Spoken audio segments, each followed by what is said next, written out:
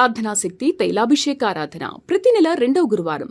సమయం ఉదయం 10 గంటల నుండి. స్థలం సుబ్బలక్ష్మి కళ్యాణ మండపం, railway new colony, Sri Kanya theatre, Visakhapatnam. ప్రార్థనా శక్తి తైలాభిషేక ఆరాధన ప్రతి నెల 2వ శుక్రవారం. సమయం ఉదయం 10 గంటల నుండి. స్థలం కాపు కళ్యాణ మండపం, NFCL రోడ్, RTO ఆఫీస్ పక్కన, RR నగర్, కాకినాడ. ప్రార్థనా శక్తి తైలాభిషేక ఆరాధన ఏప్రిల్ 15 మంగళవారం. సమయం ఉదయం 10 గంటల నుండి. స్థలం మాధవి కన్వెన్షన్ హాల్, రాయచోటి వెళ్లే రోడ్, RTO ఆఫీస్ ఎదురుగా, కడప. ప్రార్థనా శక్తి తైలాభిషేక ఆరాధన ఏప్రిల్ 16 బుధవారం. సమయం ఉదయం 10 గంటలకు. స్థలం Shiva garden function hall, Mahanandi road, Nandyal. ప్రార్థనా శక్తి తైలాభిషేక ఆరాధన ఏప్రిల్ 17 గురువారం. సమయం ఉదయం 10 గంటల నుండి. స్థలం A1 convention hall, old Guntur road, Ongole. ప్రార్థనా శక్తి గుడ్ ఫ్రైడే ఆరాధన ఏప్రిల్ 18 శుక్రవారం. సమయం ఉదయం 12 గంటలకు. స్థలం వైస్రాయ్ గార్డెన్స్, జుబ్లీ బస్టాండ్ ఎదురుగా, సికింద్రాబాద్. ప్రార్థనా శక్తి తైలాభిషేక ఆరాధన ఏప్రిల్ 22 మంగళవారం. సమయం ఉదయం 8 గంటల నుండి. స్థలం SR గార్డెన్స్, ఈనాడు ఆఫీస్, వైరా రోడ్, వెలుగుమట్ల, ఖమ్మం. ప్రార్థనా శక్తి తైలాభిషేక ఆరాధన ఏప్రిల్ 24 గురువారం, గుంటూరు. మొదటి ఆరాధన ఉదయం 7 గంటల నుంచి. రెండవ ఆరాధన ఉదయం 10 గంటల నుండి. స్థలం సీతారాం టౌన్షిప్ ఎదురుగా, housing board colony, Nallapadu road, Guntur. Bhimavaram పరిసర ప్రాంత ప్రజలకు శుభవార్త. ప్రార్థనా శక్తి తైలాభిషేక ఆరాధన ఏప్రిల్ 26 శనివారం, భీమవరం. సమయం ఉదయం 10 గంటల నుండి. స్థలం Nirmaladevi function hall, Juvalapalem road, Pedamiram, Bhimavaram. ప్రార్థనా శక్తి తైలాభిషేక ఆరాధన ఏప్రిల్ 29 మంగళవారం. సమయం ఉదయం 10 గంటల నుండి. Sri convention hall, CR Reddy women's college, Vatluru, Eluru. Yesayya నామములో మీకు వందనాలు తెలియపరుస్తూ ఉన్నాను. ప్రియులారా, ఈ దినము కొరకు దేవుడు సిద్ధపరిచిన వాగ్దానాన్ని మనం స్వాధీనపరచుకుందాం. పరిశుద్ధ గ్రంథంలో నుండి యెషయా గ్రంథము 45వ అధ్యాయము 2వ వచనం ద్వారా దేవుడు మీ కుటుంబాన్ని దర్శిస్తూ ఉన్నారు. అనేక సమయాలు నీతో ఈ మాట ప్రత్యేకంగా దేవుడు మాట్లాడుతున్నాడు. ఒక్కసారి గమనించు. ఈ దినము దేవుడు పరలోకము నుండి నీకు అనుగ్రహిస్తున్న మాట, నేను నీకు ముందుగా పోవచ్చు, మెట్టగానున్న స్థలములను సరాలము చేసేదను. మెట్టగా ఉన్న స్థలములను సరాలము చేస్తాను, నీకు ముందు వెళ్ళిపోతున్నాను. ఎవరు చెప్తున్నారు ఈ మాట? యేసయ్య చెప్తున్న మాట ఏంటంటే, నువ్వు కొన్ని పనులు అనుకుంటున్నావు, ఆ పనులన్నీ జరగటానికి ఏదో అడ్డులు ఆటంకాలు వస్తూ ఉన్నాయి. ఎవరో ఒకరు దానికి అడ్డుబండలుగా ఉంటున్నారు. ఇవన్నీ అడ్డుబండలు ఎలా పోతాయి? నేను అనుకున్న పని జరగాలంటే ఈ ఆటంకాలన్నీ ఎవరు తొలగిస్తారని అనుకుంటున్నావేమో. ఇక మీదట నీ ప్రయత్నాలన్నిటిలో దేవుడు తోడై ఉంటున్నాడు. ఆయనే నీకున్న అడ్డులు ఆటంకాలన్నీ తొలగించి నీకు వే క్లియర్ చేస్తూ ఉన్నాడు అనమాట. నువ్వు ఈజీగా నడుస్తావు. బహుశా ఒక పెళ్లి సంబంధం అనుకుంటున్నావేమో, మార్గము సరాలము దేవుడు చేస్తున్నాడు. ఎవరైనా జరగకుండా చేయటానికి ఎన్నో ప్రయత్నాలు జరుగుతున్నాయేమో, కానీ దేవుడు ముందుగా వెళ్ళి దానిని నెట్టివేసి శుభకార్యం జరగటానికి మార్గము సరళం చేస్తున్నాడు. ఒక లోన్ పెట్టుకుంటే రాకుండా నీకు ఎన్నో ఆటంకాలు కలుగుతున్నాయేమో, దేవుడు దాని మార్గము సరళం చేస్తున్నాడు. నీ జీవితంలో జాబు ప్రయత్నం చేస్తున్నావు, రాకుండా అనేక మంది అడ్డుపడుతున్నారేమో, నీ ముందుగా ఆయన వెళ్ళి దాన్ని సరళము చేస్తున్నాడు. నీ విషయంలో తాకట్టున్నది వదిలిపించుకోవటానికి అడ్డులు ఆటంకాలు వస్తున్నాయేమో, మళ్ళీ ఇవ్వనంటున్నారేమో. అది భూమి అవ్వచ్చు, వస్తువులు, వాహనాలు, ఏదైనా నీ ముందు దేవుడు వెళ్ళి వాటన్నిటినీ క్లియర్ చేస్తున్నాడు. ఎవరు నీకు అనుకూలంగా జీవించాలని అనుకుంటున్నావో, ఏ అడ్డులు, ఆటంకాలు, శోధనలు, అప్పులు పోవాలని అనుకుంటున్నావో, నీకు ముందుగా నీ జీవిత ప్రయాణంలో దేవుడే నీ ముందు నడుస్తాడు. నీకు మాట ఇస్తున్నాడు ఆయన. మెట్టగా ఉన్న స్థలములను సరళము చేస్తానన్నాడు. ఇక అడ్డులు, ఆటంకాలన్నీ తొలగిస్తాడు. నువ్వు చాలా క్లియర్గా ఉన్న దారిలో ప్రయాణం చేస్తావు, నెమ్మదిగా ప్రయాణం చేస్తావు, ఆత్మశాంతి కలిగి ఉంటావు. ఆత్మ నీకు తోడై ఉండును గాక. God bless you.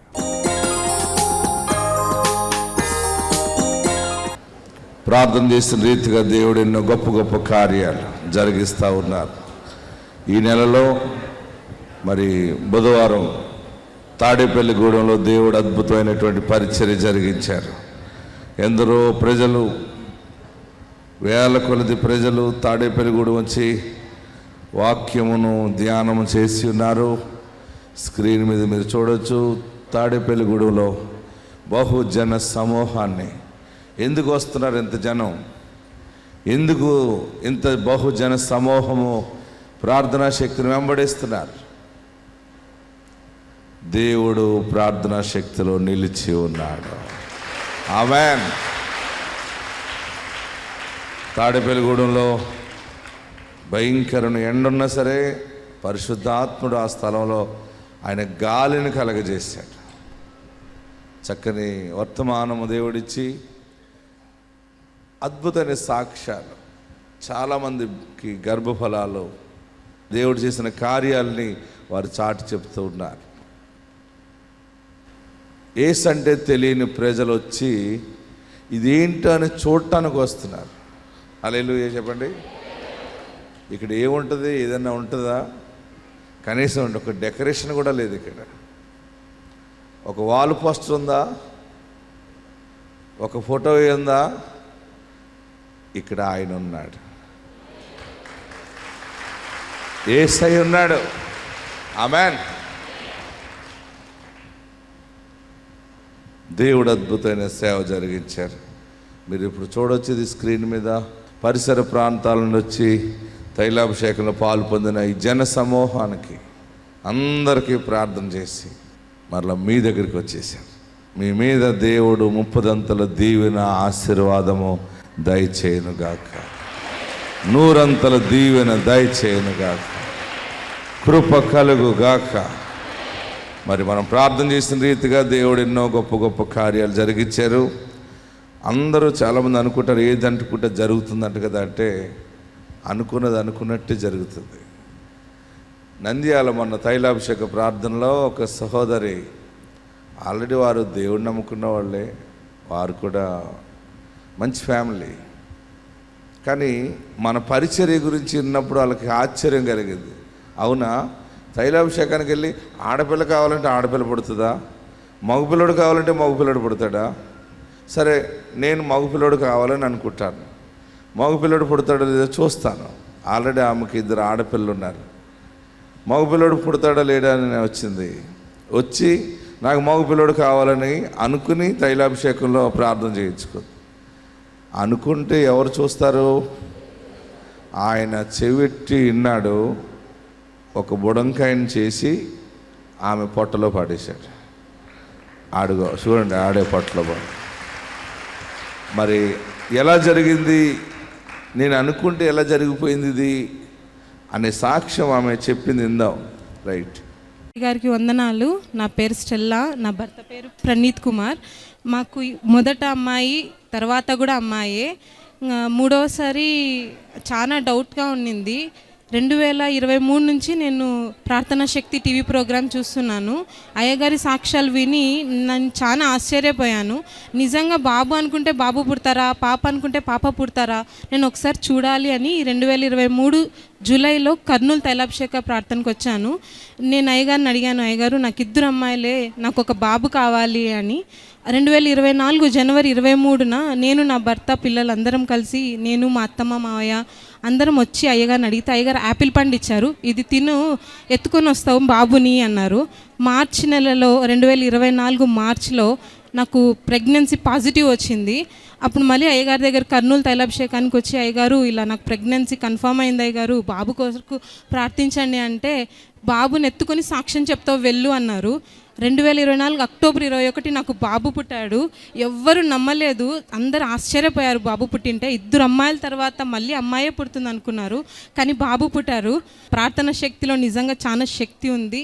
మేము కుటుంబ సమేతంగా వచ్చాము సాక్ష్యం చెప్పాలని. ఈ చిన్ని సాక్ష్యాన్ని దేవుడు దీవించండి. ఆమేన్. హల్లెలూయా. ఎవరు పుట్టారు ఇప్పుడు? మరొక సహోదరి ఏం చేసిందంటే, వాళ్ళకి 2 అబ్బాయిలు ఉన్నారు. ఎవరు? 2 కొడుకులు ఉన్నారు. సరే, ఏది అనుకుంటే జరుగుతుంది కదా అని ఇంకొక ఊరిలో నాకు ఇప్పుడు పాప కావాలి, ఏం అడిగిదామే? సరే, నేను పాప కావాలని అడుగుతాను, దేవుడు ఇస్తాడా తైలాభిషేకంలోని. అయ్యగారు నాకు 2 అబ్బాయిలు ఉన్నారు, పాప కావాలి. సరే అనేసి ప్రార్థన చేసి ఆ బిడ్డను దీవిస్తే దేవుడు ఒక పాపను తయారు చేసి ఆమె పొట్టలో పడేసాడు. అది చూద్దాం. అశ్ని, వీరు కంకణంపాడు అనే గ్రామం, ఒంగోలు జిల్లా నుండి ఇక్కడ ఒంగోలు తైలాభిషేకానికి వచ్చారు. వారి కుమార్తె మా అత్తమ్మ. దేవుడు తన జీవితంలో కార్యం చేశారు. అది సాక్ష్యం పంచుకోవడానికి వారు ఇక్కడ రావడం జరిగింది. తనకి వివాహం జరిగిన తర్వాత 2 అబ్బాయిలు పుట్టారు.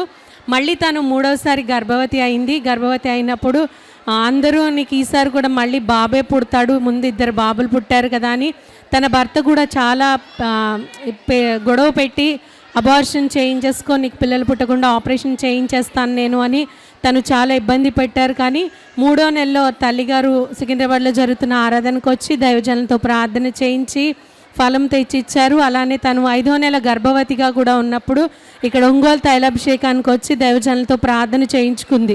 2 బాబులు ఉన్నారు, ముందు నాకు పాప కావాలని దైవజనులు అడిగినప్పుడు దైవజనులు నువ్వు పాపను ఎత్తుకొని వచ్చి సాక్ష్యం చెప్తావని ప్రార్థన చేసి పంపించారు. అదేవిధంగా దేవుడు అద్భుత రీతిగా కార్యం చేశారు. తనకి పాప పుట్టిందని వారు సాక్ష్యం చెప్తూ ఉన్నారు. దేవునికి మహిమ కలుగును గాక. ఇప్పుడు ఎవరెవరు పుట్టారు చెప్పండి. ముందు ఎవరు కావాలనుకుంది, మరి ఎవరిని ఇచ్చాడైనా? మళ్ళా మరొక సహోదరు ఏమడిగింది? ఇంకో విచిత్రమైన సాక్ష్యం చెప్తాను అండి. 5 తరాల నుంచి ఆడపిల్లలు అంటారు ఇంట్లో. ఎన్ని తరాలు? మొదటి తరంలో మగపిల్లలు లేరు, 2వ తరంలో లేరు, 3వ తరంలో లేరు, 4 లేదు, 5 లేదు, 5 తరాలు లేవు. చూడండి ఏమొచ్చిందో. తరం అంటే మనం జీవించేది ఒక తరం, మళ్ళీ నీ కొడుకుది ఒక తరం, నీ మనవడిది ఒక తరం. ఓకేనా? ఈ సాక్ష్యం చూద్దాం. నా పేరు దేవి అండి, మా పాప పేరు జ్యోతిశ్రీ అండి. మేము తణుకు నుంచి వచ్చామండి. మాకు ఒక ప్రార్థనవాడు చెప్పడం వల్ల మేము ఇక్కడికి రావడం జరిగిందండి. అప్పుడు బాబు గురించి టెఫా స్కానింగ్ తేడాగా వచ్చిందని చెప్పి మేము ప్రార్థన చేయించుకున్నామండి. అయ్యగారిని అడిగాము, మాకు 5 తరాల నుంచి మగబిడ్డ లేడండి, మగబిడ్డని ఇచ్చేలాగా ప్రార్థన చేయండి అంటే, ఇదిగో నీకు మగబిడ్డను ప్రసాదిస్తాను తీసుకో అని చెప్పి మాకు ఒక అట్టుపండు ఇచ్చారండి. ఆ అట్టుపండు మా బిడ్డకి ఇచ్చానండి. అదే రీతిగా ఇదిగోండి మగబిడ్డ పుట్టాడండి. మేము అసలు ఊహించలేదండి. ఇదంతా కూడా దేవుడు చేసిన అద్భుత కార్యం అండి. ఈరోజు మేము సాక్ష్యం చెప్పుకోవడానికి, బిడ్డని ఇక్కడ చూపించడానికి, అయ్యగారితో ప్రార్థన చేయించడానికి అని తీసుకొచ్చామండి. ఈ చిన్న సాక్ష్యం దేవుడు దీవించును గాక. మీకు ఒక శుభవార్త చెప్తున్నాను.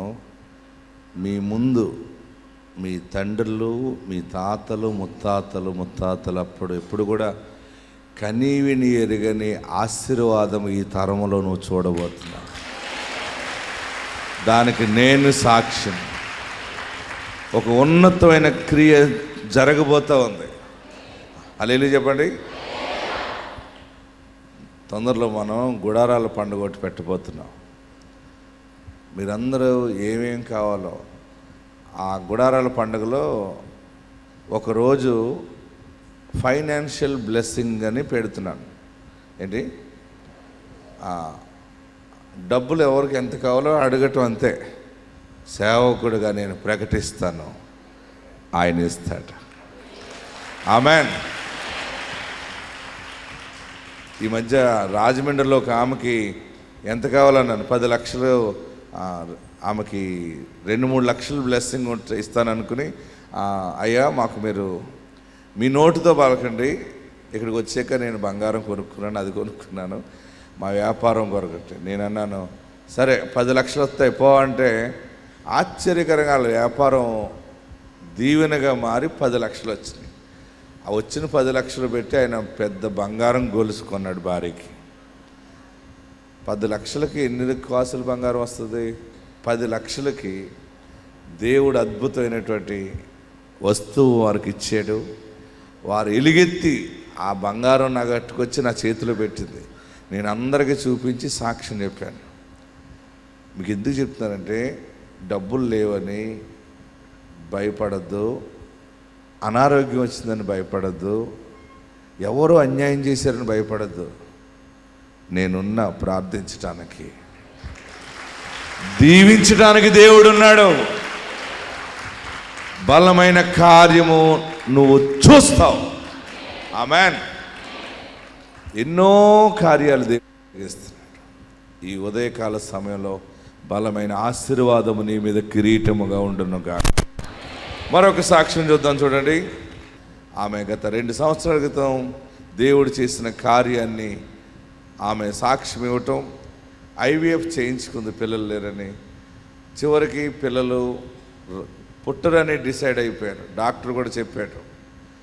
ఆమె దుఃఖముతోనే మన తైలాభిషేక ప్రార్థనకు వచ్చింది.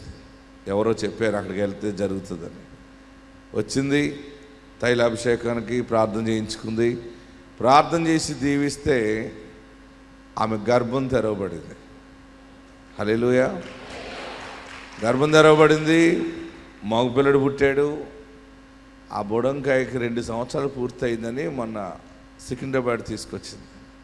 స్టేజ్ మీద అక్షరాభ్యాసం చేసేవాడికి, చూడండి అడుగు ఏం చేసేవాడికి. మనం ప్రార్థన మన కళ్ళ ముందు ఎంత నెరవేర్పు జరుగుతుందో చూడండి. ఆ బుడంకాయ రాకముందు వాడిని చూసాం మనం ప్రార్థనలో. దేవుడు ఆమెకి ఇచ్చాడు. ఆమె గర్భం ధరించిన తర్వాత డాక్టర్ దగ్గరికి వెళ్తే డాక్టర్ ఆశ్చర్యపోయాడు. నీకు ఎట్లా పుడుతున్నారు, ఎలా గర్భం వచ్చిందని ఆశ్చర్యానికి గురైంది. పరిశుద్ధాత్మ కార్యాలు డాక్టర్లకే కాదు, ఇంజనీర్లకి అందరికీ ఆశ్చర్యాన్ని కలగజేస్తుంది. దేవుడు గొప్పవాడు. ఆమెన్. ఈ సాక్ష్యం విని దేవుని నామానికే మహిమ కలుగును గాక. మాకైతే మ్యారేజ్ అయ్యి 5 ఇయర్స్ అవుతుందండి. గర్భఫలం లేదు. మేము ఎన్నో ప్రయత్నాలు చేసాం, అయినా ప్రతి ప్రయత్నం కూడా ఫెయిల్ అయింది. నాకేంటంటే ప్రాబ్లం ట్యూబల్ బ్లాక్ ఉంది, పిల్లలు పుట్టడం కష్టం అని చెప్పారు. అయితే డాక్టర్స్ అలా చెప్పిన తర్వాత మేము ఎన్నో హాస్పిటల్ తిరిగాం, కానీ మాకు అంతా వ్యర్థంగానే అయిపోయింది. మీకు ఒకటే ఒక మార్గం ఉంది, IVF ఒకటే మీకు మార్గం ఉందని చెప్పారు డాక్టర్స్. ఆ IVF కూడా మేము ఎంతో ప్రయత్నించాం, అది కూడా ఫెయిల్ అయింది. అయితే ఒకరోజు మా పెద్దమ్మ గారు వాళ్ళ అమ్మాయిలు ఉప్పలగుప్తం వెళ్ళారు ఒకసారి. అది చూసి నాకు ఫోటో పెట్టారనమాట. ఆ ఫోటో చూసి నేను ఇంకా ఇలా ఫెయిల్ అయింది కదా, ఇంకా దేవుని సన్నిధికి వెళ్ళిన తర్వాత అయినా దేవుడు నా పట్ల కార్యం చేస్తాడని, ఏంటి అనేసి ఆ పాస్టర్ గారి నేమ్ ఏంటని మా పెద్దమ్మ గారిని అమ్మాయిని అడిగినప్పుడు ఇస్సాక్ అయ్య గారు అని చెప్పింది. అప్పుడు యూట్యూబ్లో నేను సెర్చ్ చేశాను, హైదరాబాద్లో ఎక్కడైనా దగ్గరలో చెప్తున్నారా ఏంటి వెళ్దాం అనేసి.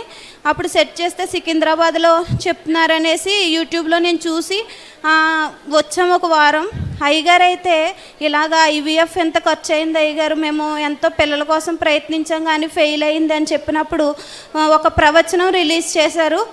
అదే ఒక బిడ్డను ఎత్తుకుని వస్తావమ్మా, సాక్ష్యం చెప్తావా అన్నారు. అట్టి రీతిగా దేవుడు నా గర్భాన్ని ఫస్ట్ ఏ రోజైతే అయ్యగారు నాకు ప్రవచనం రిలీజ్ చేశారో ఆ రోజే నేను కన్సీవ్ అవ్వడానికి దేవుడు కృప చూపించాడు. హాస్పిటల్కి వెళ్తే ఆ ట్యూబల్ బ్లాక్ ఉన్న ఆ డాక్టర్ దగ్గరికే మేము వెళ్ళాము. ఆ డాక్టర్ ఆశ్చర్యపోయే విధంగా నీకెలా ప్రెగ్నెన్సీ వచ్చింది అనే ఆశ్చర్యం దేవుడు నా జీవితంలో కలుగు చేశాడు. ఆ స్కాన్లో కూడా బేబీ బాగానే ఉందమ్మా ఇప్పటికైతే అనేసి, ఇప్పుడు నువ్వు 9 వీక్ ప్రెగ్నెంట్తో ఉన్నావని డాక్టర్స్ చెప్పడం జరిగింది.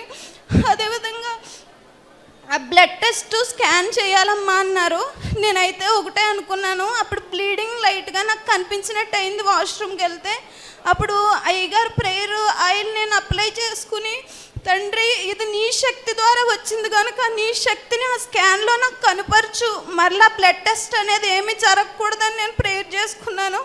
అటు రీతిగానే దేవుడు కార్యం చేసి స్కానింగ్లో బేబీ బాగుందమ్మా అనేసి ఆ డాక్టర్ ఆశ్చర్యపోయే విధంగా దేవుడు నా పట్ల కార్యం జరిగించాడు. అయ్యగారు అలా ప్రేయర్ చేసి నా కొరకు ఆ ప్రవచనం రిలీజ్ చేసినప్పుడు నిజంగా నేను దేవుణ్ణి అయ్యగారిలో చూసినట్టు అనిపించింది. అటువంటి రీతిగా దేవుడు నా పట్ల కార్యం జరిగించాడు. ఆ ఫ్రూట్ 7 వీక్స్ వచ్చాం మేము, ఈ రోజుతో 7 వీక్స్ కంప్లీట్ అయ్యింది.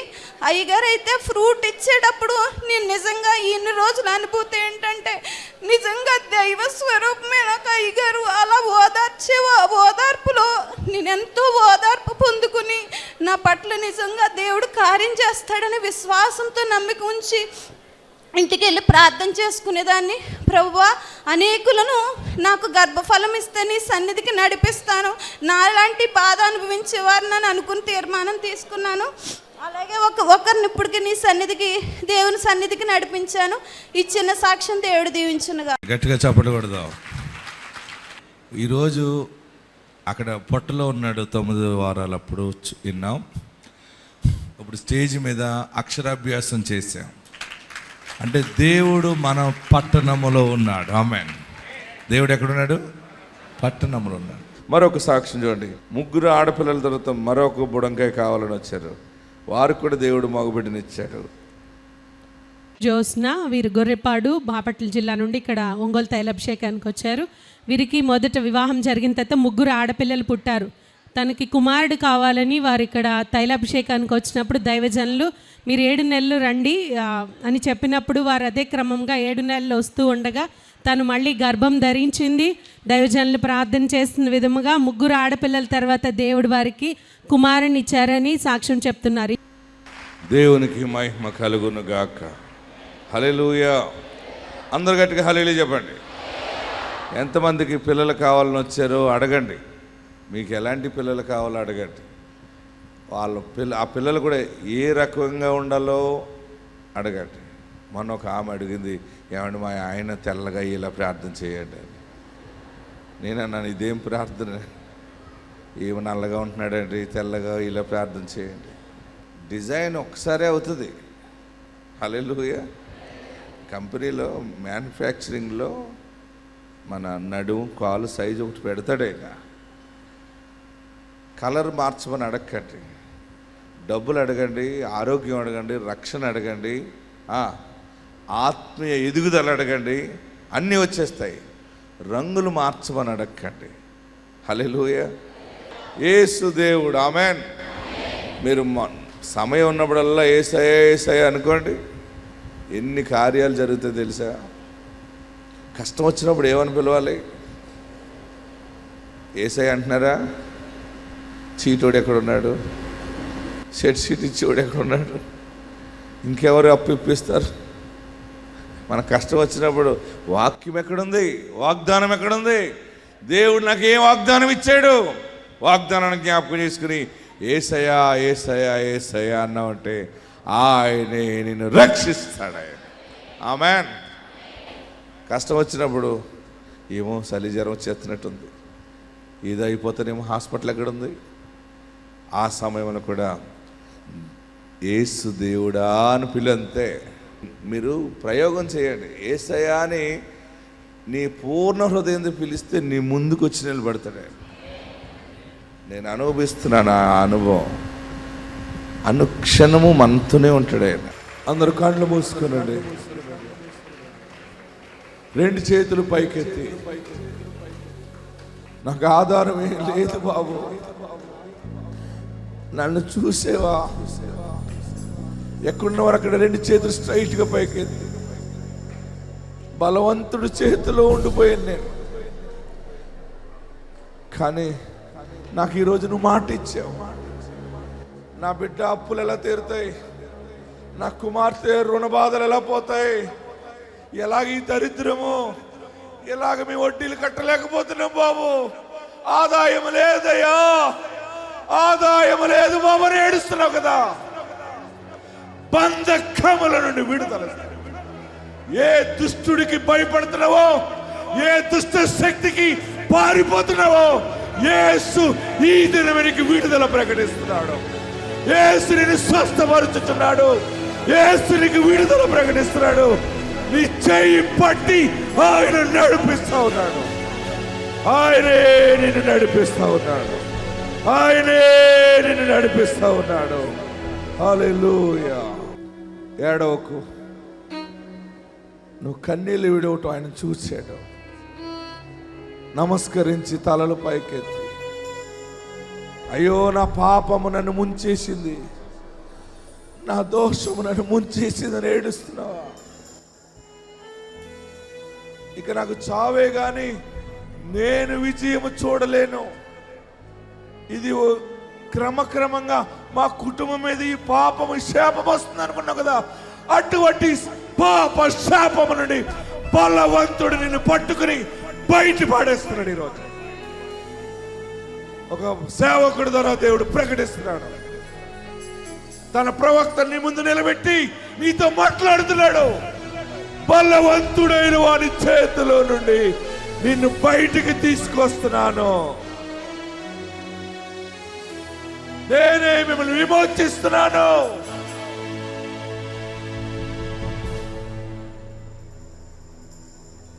ఏ మనుషుడికి భయపడుతున్నావో, ఏ మనిషి నిన్ను బ్లాక్మెయిల్ చేస్తుందో, ఏ దుష్ట ఆలోచనతోటి ఏ మనిషి నిన్ను గలిబిలి గలిబిలి చేస్తున్నాడో చేస్తుందో నీకు విడుదల యేసు నామములో. ఏ రోగము నిన్ను కలవరానికి గురి చేస్తుందో నీకు విడుదల ఇస్తున్నాడు. ఈరోజు ఈ అభిషేక దినాన గొప్ప విడుదల చూస్తావు. ఈ నెల ప్రతిరోజు విడుదల విడుదల విడుదల. గట్టిగా సపోర్ట్ కూడా ప్రభుని స్తుతించు.